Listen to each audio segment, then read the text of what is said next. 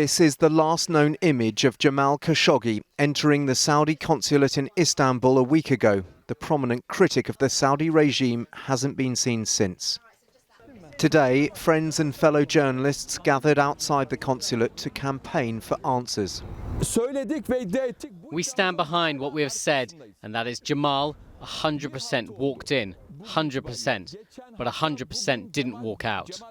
1 week ago today, our friend walked through that door, but until now there's been no sufficient explanation.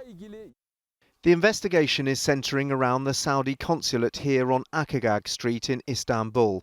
The Washington Post has released a CCTV photo, purportedly from the Turkish investigation, showing Jamal Khashoggi entering the building at 1:14 last Tuesday. You can see the entrance in the photo matches the north entrance of the building on Google Maps. The photo also shows two vehicles parked right outside, apparently with diplomatic plates. One is a Mercedes Vito van with distinctive bonnet grills. The other is unclear, but may be a second Vito. It's understood Turkish investigators are trying to trace both of them. They believe the vehicles may have driven to the Saudi residence about 500 metres away on Mesalik Street. It's understood they're checking any connections to 15 Saudis who arrived on two Gulfstream jets from Saudi Arabia around the time of the disappearance.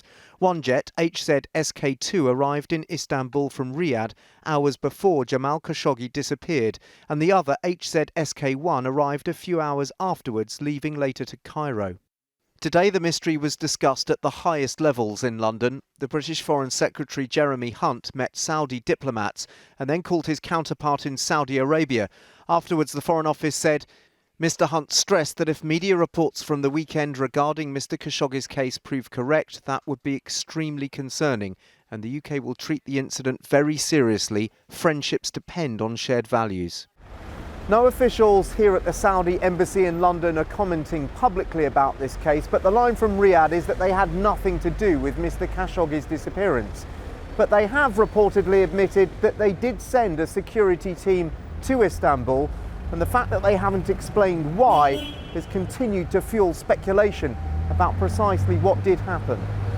Turkish investigators have been granted permission to search the Istanbul consulate, but Saudi officials say none of the CCTV inside was working, and all local Turkish staff were sent home the day Mr Khashoggi disappeared. Dan Rivers, News at 10.